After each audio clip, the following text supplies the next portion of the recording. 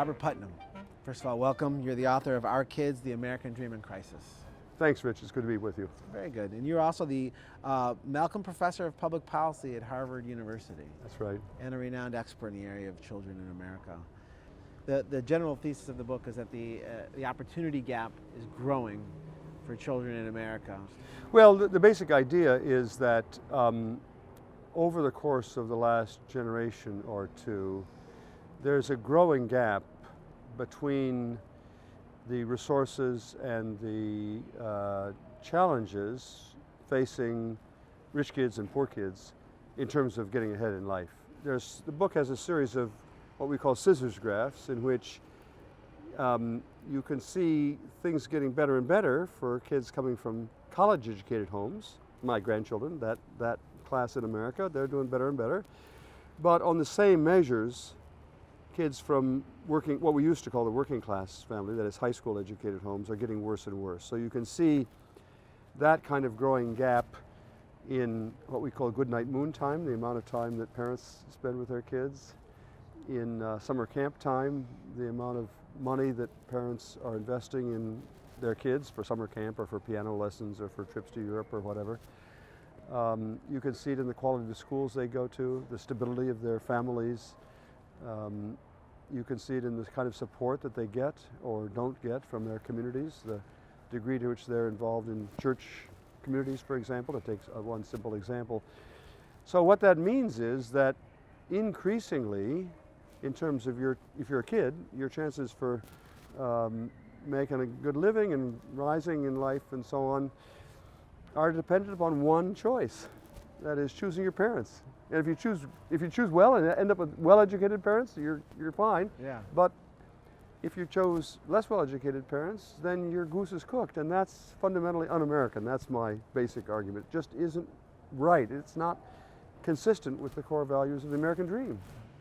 And your book tackles everything from how much reading time you said, good night moon time, to how much dinner time you spend, all the way up into the college level years and, Sure. and the cost of education at that point. Sure. But your point is it really starts at that very beginning. It starts very early, yeah. The gap between rich kids and poor kids is fully formed by the time they get to school. Now, I want to be careful. I don't say, and that the reason is because so many things are going on in those very early years, like your parents reading to you or not. And we know now from the recent brain science that those things, if your parents read to you, that has a powerful effect on your brain development. The most consistent feature, actually, of the lives of poor kids in America now is that they are alone. In part because they live in very unstable families, so two-thirds of all kids growing up in high school educated homes in America are in single parent homes. Mm-hmm. I'm not saying that a single mom can't do a good job of raising kids. Of course, many do, but the challenges are much greater in a single parent home, and therefore many of these kids don't even have good support from their parents. But they're also disconnected from schools, from religious communities, from neighbors, from mentors, from coaches, because they're no longer involved in sports activities. So they're alone, really alone, and deeply distrustful of everybody. One of the young women whose story we tell in the book posted on Facebook just actually a couple of months ago, "Love hurts, trust kills."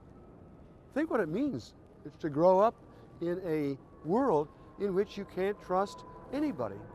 And what goes along with that is these kids don't have adults in their lives, or they have many, many fewer adults in their lives than rich kids do, who can help guide them and say, that's the right math course to take, or, probably you ought not to, stay out every night, all night, or if you get in trouble, they're not able to help you.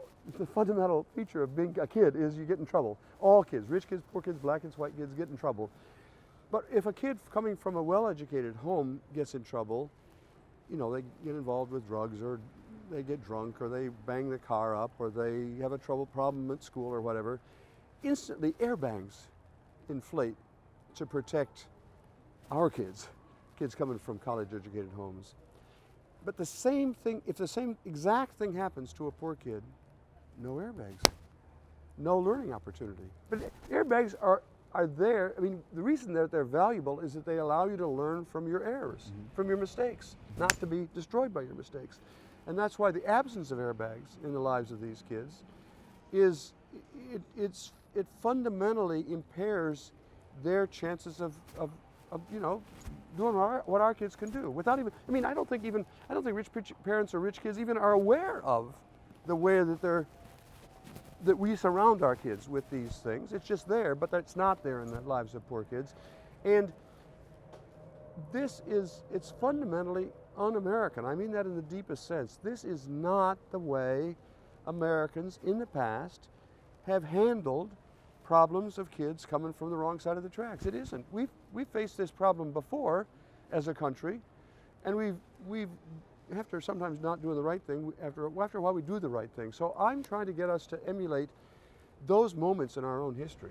And you talk about public high school and making Absolutely. high school available to kids, and that being a step that indicated the way we used to handle things like that. Exactly right. The last period in American history that was really like the period we're in now was the turn of the 19th to the 20th century, when that was the last time we had a growth of income gap. The economic gap was as great as it is now in America. The Gilded Age, it was called, and that was the year of the period of the robber barons and a lot of really poor kids and slums and so on in the country.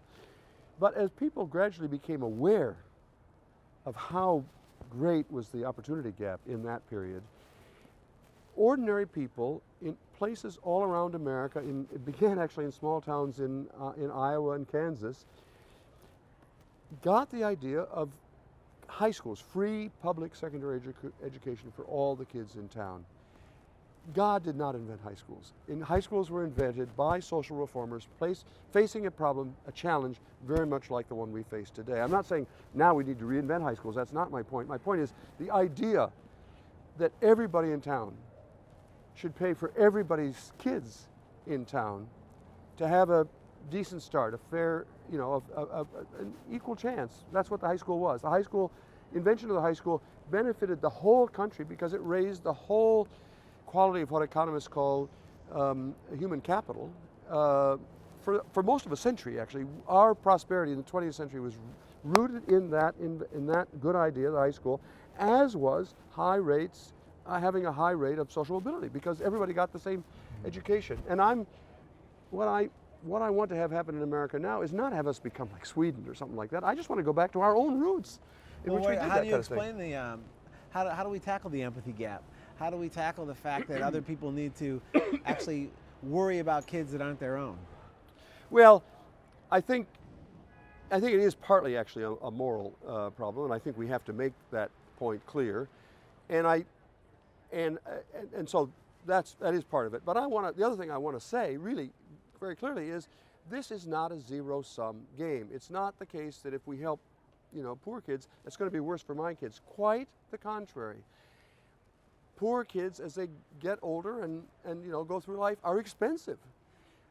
The best economic estimate of the cost of not investing in these 23 million poor kids in America is something over their lifetime. I mean, is something like $7 trillion.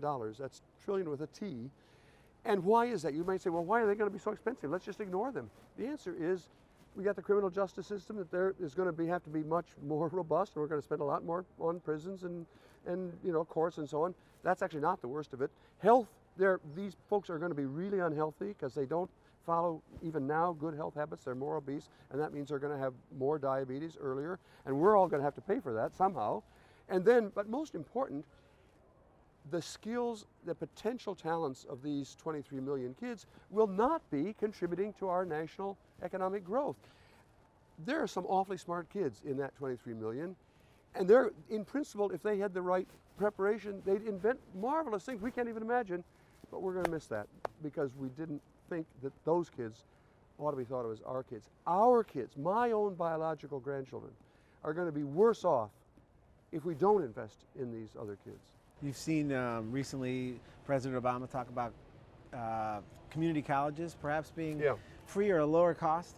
There are some countries, Germany comes to mind, where college is free for everyone. Do you think that we're nearing a point where people will be able to come in and get college education like a high school education? Is there any movement on that front? Well, there is.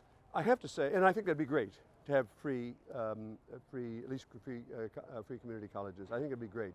But actually, I have to say the problem, it's what we talked about before, the problem begins much earlier. And so my nominee for the equivalent of the high school in the 21st century is actually early childhood education, beginning really quite early, 1, 2, 3 years old. We know the research shows that high quality early childhood education, I don't mean just babysitting, I mean actually with serious professional teachers working with kids, makes a big difference. It's expensive because you have to pay these teachers well to do their work, but the returns vastly outweigh the costs. And so that's my nomination, because if you could begin to address the problem really early, then the problem wouldn't be nearly so great later on. But it's not just, you know, expensive, big national problems like that. I think we also need to think about, actually, in our own towns, all of us live in towns where there are poor kids like this, and those kids need adult support from us, and that we could do. I mean, I don't think that serious mentoring is the sole solution to this problem. Of course I don't. But it's something that all of us could do to begin to narrow this opportunity gap. And I think that maybe there might be a generation coming up now that is beginning to understand that. They're seeing the weight of it. With hope, we're coming out of an era where we were sort of looking the other way. Yeah, I agree with that very much. I'm actually quite optimistic. I'm optimistic because I think if people understood how bad the problem is now, and because the country's become more segregated in class terms, many people just aren't aware of the lives of poor kids. And you know, there have been earlier periods in American history when people have written books that basically simply said to rich folks in town, actually, do you know what it's like living in the other end of town? The book published in 1890 called How the Other Half Lives, book by a journalist, basically just described life in the tenements of the Lower East Side of New York to the readers in the stocking districts. You have to feel it. Yeah, and if you see that, and that was actually, I don't want to make this sound warm and cuddly and gooey, but actually, once you began to see what the problem was like, it's hard to walk away from it. Right.